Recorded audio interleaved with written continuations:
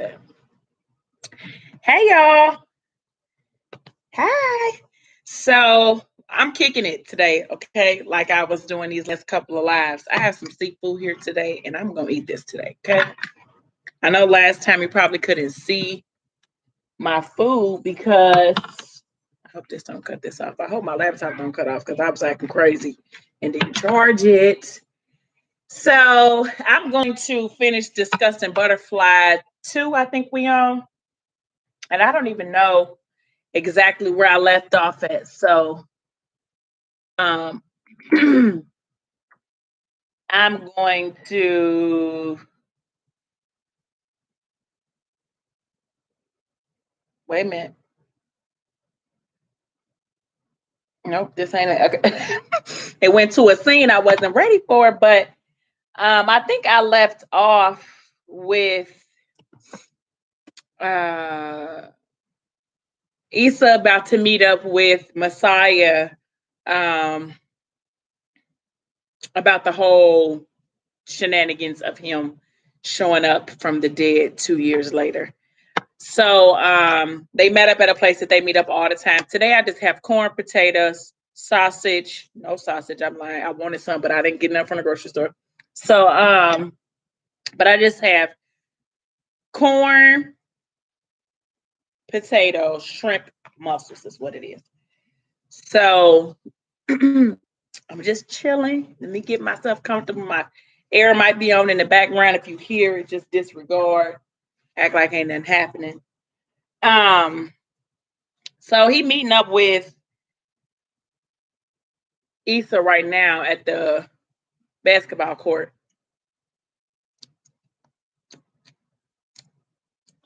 It's so good, but he meeting up with him at the basketball court. So it always say that if he wasn't running the streets, he would have been a basketball, football, some type of player, because that's just he's athletic in that sense. So Issa come in like, bruh, like where you been? You know, I'm like, man, you got a lot of explaining to do. And so you're like, what's up, my G? We talking about you, your disappearing ass. He said I had to disappear for a minute to put my ducks in order. This is hot. He said I had to disappear for a minute to put my ducks in a row. He said, yeah, I feel that. I feel that. He said, a lot of shit done changed since I've been gone, though, I see. He was like, not you, though. Real niggas don't switch up, huh? So they, he wound up shooting the shot. So he like, that jumper still wet, I see. He like, yeah, some stuff don't change. So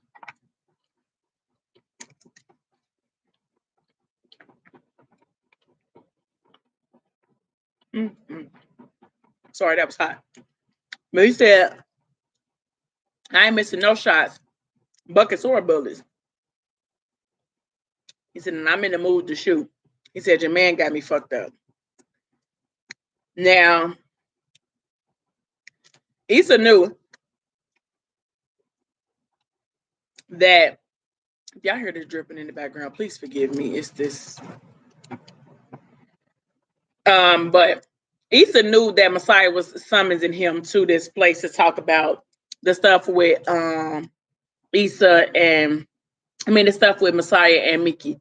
And the one thing Issa is that he stayed neutral. Like he loves him, so he don't pick no sides. Like he ain't picking no side. Like he like, yeah, G, you know, that's rough. He said it's rough to see your girl be his girl, but bro, that's his girl.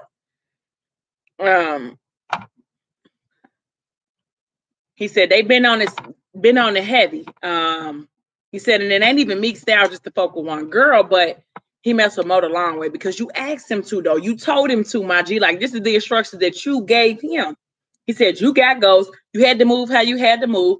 You left niggas behind with a hole to fill. He said, everybody needed somebody, bro. He was like, we lit up so many motherfuckers behind you being gone, like, because we didn't know what to do or how to ease that pain. He said, then that between them happened and shit, you gave the okay. So as fucked up as it is what it is. He said, that nigga in deep with Mo, same way you used to be, but you left her behind, bro. He said, you knew niggas wasn't gonna let Mo just ride on the shelf. He said, at least you can she was being taken care of, at least you came back to her being treated right, because you could have came back to her being a passing around, and then we know that would have been a whole another situation. And so he said, I know the shit got to burn and all, but everything ain't all black and white. Like, you niggas need to have a conversation. Like, y'all need to sit down and discuss some things. The maturity of this young man. Because this Messiah, y'all know I love him, but that maturity that they got, it used to be him too, because he don't got it in this sense. He like, nah, he don't want to talk. But you did tell him to take care of her. This potato is hot. But you did tell him to take care of your girl. You did, sir. You did. Some might say you didn't say be humping on her or whatnot, but what else was he supposed to do? You told him to love her like you would. So what was he supposed to do? I don't know. So he said, I ain't got shit to say to me. If my gun ain't barking, we ain't talking about shit. He said, I'm home now. He gonna have to run me shorty back my way. And I ain't trying to talk. I want all the smoke. And so he's like, what are you talking about, man? Like, we don't bring no smoke over no Unani. Like, that ain't what we do. He told me he fed you before you was on, snuck you in his mama crib so you ain't have to sleep on the streets. Like, before we started getting money, like, he was the person who you went to. He said, so I'm supposed to just let shit ride? Sit back? Man, fuck that. He said, let me ask you something, bro.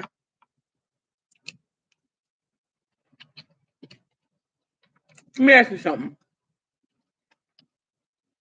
He said, where my way at right now?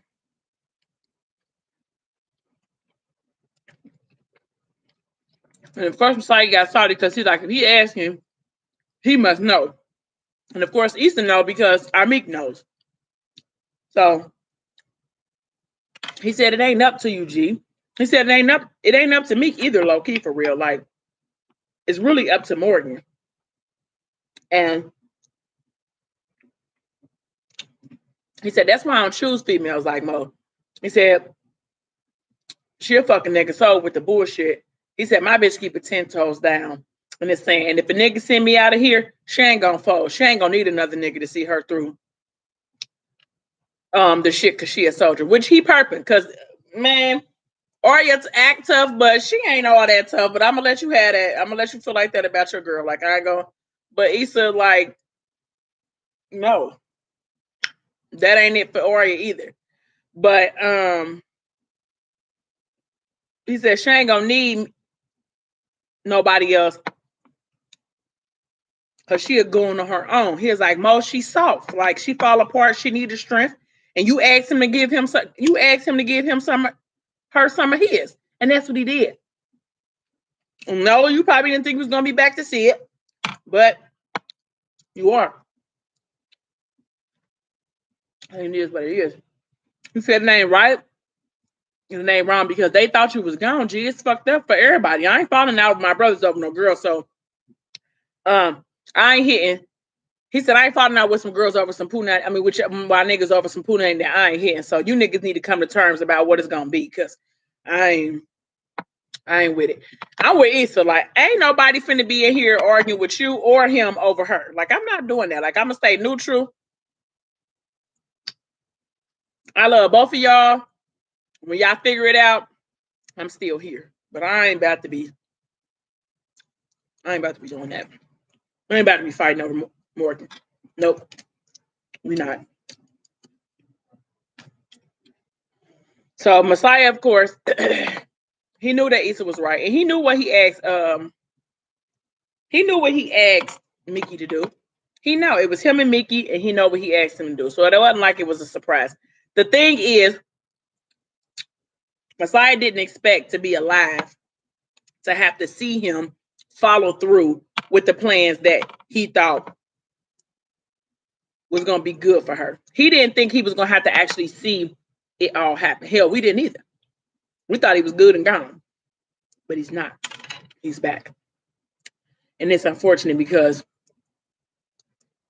it's a catastrophe from here on out. So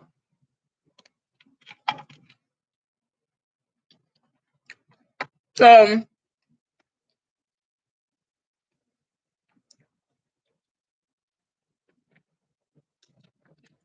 So,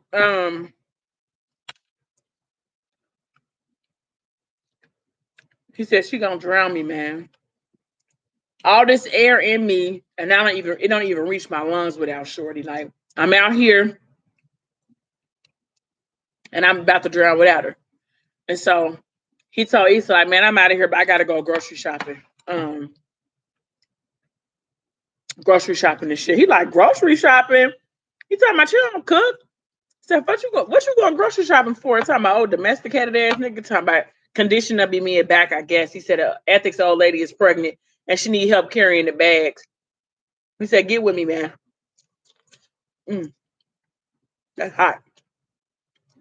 Real hot. He said, yo, bro. This Issa. He said, you look like an old R&B ass nigga. Trey Songz ass nigga. He talking about, man, fuck you. So I'm glad you home though. I really am glad you home. I'm motherfucking nigga. He said, I ain't on no sucker should have known like that, but it feel real good, G. It feel real good. So he goes to the market with Alani and Easy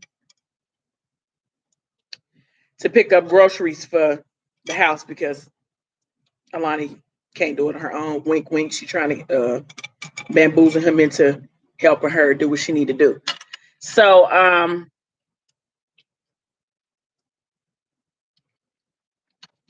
he don't really know if he's doing what he's supposed to do because he wants to, or if he feel like he just can't tell Alani no. And we all know Alani has that one kind of love that's like whatever she say, you be like, okay, all right. Right. You got it. You got it, Mel. I gotta do it. And so sorry, I'm hungry, y'all. So she sent Easy out to the front to go get Messiah. And so he like, Messiah, over here. You know, I love me some Easy. He said, big man with the master plan. What's good, brother? He said, you not got big, strong. He said, you probably got a little girlfriend you had and everything. He talking about, no way, mom annihilate me. He like, annihilate, huh? He said, that's a big word, man. You still smart as shit, I see. And so, of course, not ethic. Messiah was kind of like thrown off that Easy was calling Alani ma. Of course, it was a huge step in Alani and Ethics relationship. And of course, Messiah had been around for all the Ethics little relationships or rendezvous from Dolce to what's her name? From Dolce to I can't see this. From Dolce to sorry, I'm trying to figure out how come I can't see this. Or if I need to comment. From Dolce to Yaya, to Raven, like Messiah done been around for every single relationship that Ethic has ever had. So to see this and go so far, and of course they married by now. So this is like, you know, a big deal for everybody for real. And it's one thing for her to be them to be together, but they raising kids together now. So he said, how are you here? Because my daddy told me that you died. He said, because I'm a superhero, man. And he said, superheroes aren't real. He was like, now I know you tripping, shorty, homie. He was like, because you live with the biggest superhero of them all. And so Armani kind of, easy and like, hey guys, I'm over here. So they went shopping or whatever the case may be. She talked to all the people in the market. Messiah was observing how Easy, and this is something that Easy and Alani must have did every week because he was so comfortable. He spoke to all the people in the market. She had him on the nice control. Like you would tell it was something that my thing sliding, that they do all the time. And so she started talking to him and asking him, like, how you feeling? Is everything okay? And he like, yeah. And she like, y'all got a lot of stuff to talk to each other about. He like, it's a big crowd. And she said, you'll be fine. Like, it's okay. So she went to get some potatoes or something. And of course he paid for it because of course, you know, he ain't gonna let her spend her own money because that's gonna be frowned upon. He said, but he was telling Easy that I got the cart for you, Big Homie. Like, we'll be able to take care of it. He was like, she's gonna need both of them. She goes crazy in here. So he like, oh, okay. So they go shopping. She gets some peppermint oil. She get to talking to Mr. Johnson and Miss somebody. I mean, she just talking to everybody in there, okay? Because this is something that they do all the time.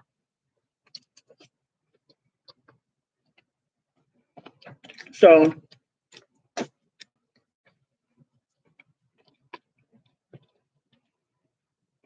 she asked me, are you happy to be home?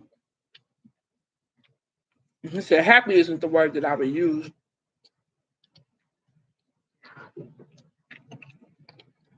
So he said, I think it's dope what you've done with Ethic and his family, you know, being there with, forgiving him or how you do. She said, they're my family too, Messiah. She said, I don't know you very well, but I think it's pretty safe to say that they're your family too. And so the lady was like, you keep a big, strong man around you. I can see they take real good care of you, huh? She said, I think I'm the one doing the taking care of. I'm loved well, however, I can't complain. And so, and the lady said, oh, he's a heartbreaker, huh? And then Alani said, oh, he's broken a heart or two. We're working on fixing that, though. And so she said, Alani said, you said that when you were away last time, you said that you were sick. Like, sick how? And he was like, cancer. She was like, Messiah. You know, I'm like, oh, no. He said, I wouldn't leave her for just nothing, you know. And he said, she said, Morgan needs to know that, Messiah. Like, the key to her heart is information. She deserves to be, like, she deserves to know what's going on. Like, how can she trust to get back with you or to build a relationship with you when she don't know something so important? You know what I'm saying? Like, that's not like I left because I had to go get a new car and my, you know, and now that's not it, sir. Like, you got a whole ailment, and not only you don't got no cold or the flu or something that's gonna you don't have the cold or a flu or something. You have something that could potentially kill you, sir. Like, you're not in a position to where it's something that we know for without a shadow of a doubt is going to be cured. That's not how it is. You're in remission right now, and there's no guarantee that's going to say that you're not going to come, that the cancer is not going to come back. So that's something that you need to tell her. That's vital information. That's one thing I could not understand. One of the things that I could not understand why he didn't tell her that part. Now, it's a whole bunch of unresolved information, a whole bunch of unresolved issues between Morgan and Messiah that they could address. So this is not one of the only ones, but this is the big one because he could be here today and gone tomorrow with the cancer. You know what I'm saying? Like, I don't know what is the big deal. I do know, but I don't understand. Let me say that, because he says that he don't want to tell her that because he don't want her to see him as being weak. And I get that to a certain extent. If she loves you, it don't matter. That none of that's going to matter. But he can't get that through his head for whatever reason. So she was like, well, I'm sure if she knew that that's why you left, all you got to do is tell her and it'll go back. And he like, nah. If all she got for me is sympathy, love, then I don't want that shit. I'll never let her think I'm weak ever. I've always been strong for Mo, and I'ma always be strong for her. She don't need to know that. And I couldn't understand that part. I can't get that one, baby. I understand. She said, you two are more alike than you know. Because, you know, she wouldn't tell him about the kids because she didn't want him to pity her and decide that he wanted to be her baby daddy instead. She wanted him to pick her and not just pick being the father. Like, it just, they both act a little special, okay? They both did. So, she said, so many secrets. You and Mo won't ever heal if you don't have transparency. Like, you can't love She can't love lies, Messiah. Like, what if she forgives you and decides to take you back and then cancer resurfaces? Like, then what? Then what you gonna do? You're gonna have to re-explain to her. You're gonna have to re-explain to her why you died for the second time. Like, that is just too much. That's like punishment that you shouldn't send nobody through. Like, come on, you shouldn't have to do that. You gonna make her lose you all over again? That sounds cruel, doesn't it? And of course he like, well, yeah, because he didn't think about that. Like, so I don't know how. He said, I don't know how to love her right, man. Like, every time I think I'm doing something for her, it ends up being for me. And I'm just lost from all this shit. Like, I feel like I should have just stayed gone. So, hold on, y'all. It probably ain't even go.